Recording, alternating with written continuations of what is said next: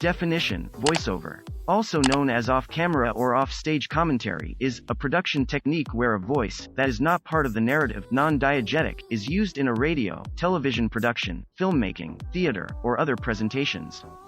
The voiceover is read from a script and may be spoken by someone who appears elsewhere in the production or by a specialist voice talent. Synchronous dialogue, where the voiceover is narrating the action that is taking place at the same time, remains the most common technique in voiceovers. Asynchronous, however, is also used in cinema.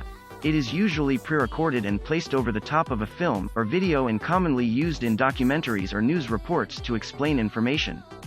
Voiceovers are used in video games and on hold messages, as well as for announcements and information at events and tourist destinations. It may also be read live for events such as award presentations. Voiceover is added in addition to any existing dialogue and is not to be confused with voice acting or the process of replacing dialogue with a translated version, the latter of which is called dubbing or revoicing. Voiceover techniques. Character device. In Herman Melville's Moby Dick 1956, Ishmael, Richard Basehart, narrates the story, and he sometimes comments on the action in voiceover, as does Joe Gillis, William Holden, in Sunset Boulevard 1950, and Eric Erickson, William Holden, in The Counterfeit Trader 1962, adult Pip John Mills, in Great Expectations 1946, and Michael York in its 1974 television remake. Voiceover technique is likewise used to give voices and personalities to animated characters. Noteworthy and versatile voice actors include Mel Blanc, Daws Butler, Don Messick, Paul Frees, and June Foray. Charactering techniques in voiceovers are used to give personalities and voice to fictional characters. There has been some controversy with charactering techniques in voiceovers, particularly with white radio entertainers who would mimic black speech patterns.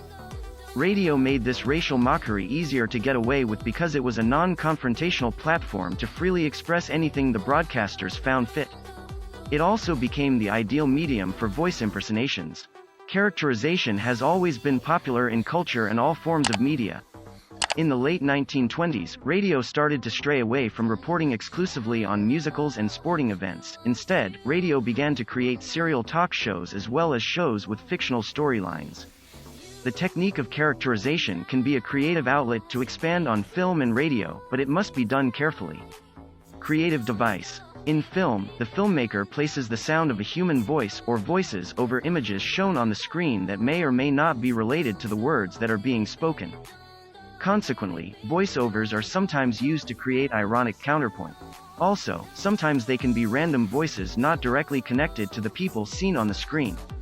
In works of fiction, the voiceover is often by a character reflecting on his or her past, or by a person external to the story who usually has a more complete knowledge of the events in the film than the other characters. Voiceovers are often used to create the effect of storytelling by a character, omniscient narrator. For example, in The Usual Suspects, the character of Roger, Verbal, Kint has voiceover segments as he is recounting details of a crime. Classic voiceovers in cinema history can be heard in Citizen Kane and The Naked City. Sometimes, voiceover can be used to aid continuity in edited versions of films, in order for the audience to gain a better understanding of what has gone on between scenes. This was done when the film Joan of Arc 1948, starring Ingrid Bergman, turned out to be far from the box office and critical hit that was expected, and it was edited down from 145 minutes to 100 minutes for its second run in theaters. The edited version, which circulated for years, used narration to conceal the fact that large chunks of the film had been cut out. In the full-length version, restored in 1998 and released on DVD in 2004, the voiceover narration is heard only at the beginning of the film. Film noir is especially associated with the voiceover technique. The golden age of first-person narration was during the 1940s. Film noir typically used male voiceover narration, but there are a few rare female voiceovers. In radio, voiceovers are an integral part of the creation of the radio program. The voiceover artist might be used to remind listeners of the station name or as characters to enhance or develop show content. During the 1980s, the British broadcasters Steve Wright and Kenny Everett used voiceover artists to create a virtual posse or studio crew who contributed to the programs. It is believed that this principle was in play long before that time. The American radio broadcaster Howard Stern has also used voiceovers in this way. Educational or descriptive device. The voiceover has many applications in nonfiction as well. Television news is often presented as a series of video clips of newsworthy events, with voiceover by the reporters describing the significance of the scenes being presented. These are interspersed with straight video of the news anchors describing stories for which video is not shown. Television networks such as the History Channel and the Discovery Channel make extensive use of voiceovers. On NBC, the television show Starting Over used Sylvia Villagrán as the voiceover narrator to tell a story. Live sports broadcasts are usually shown as extensive voiceovers by sports commentators over video of the sporting event. Game shows formerly made extensive use of voiceovers to introduce contestants and describe available or awarded prizes, but this technique has diminished as shows have moved toward predominantly cash prizes. The most prolific have included Don Pardo, Johnny Olson, John Harlan, Jay Stewart, Gene Wood and Johnny Gilbert. Voiceover commentary by a leading critic, historian, or by the production personnel themselves is often a prominent feature of the release of feature films or documentaries on DVDs. Commercial device. The commercial use of voiceover in television advertising has been popular since the beginning of radio broadcasting. In the early years, before effective sound recording and mixing, announcements were produced live and at once in a studio with the entire cast, crew and, usually, orchestra. A corporate sponsor hired a producer, who hired writers and voice actors to perform comedy or drama. Manufacturers will often use a distinctive voice to help them with brand messaging, often retaining talent to a long-term exclusive contract. The industry expanded very rapidly with the advent of television in the 1950s, and the age of highly produced serial radio shows ended. The ability to record high-quality sound on magnetic tape also created opportunities. Digital recording. Thanks to the proliferation of PCs, smartphones, iOS and Android 5.0+, dedicated recording devices, free or inexpensive recording and editing software, and USB microphones of reasonable quality, and the increasing use of home studios, has revolutionized the industry.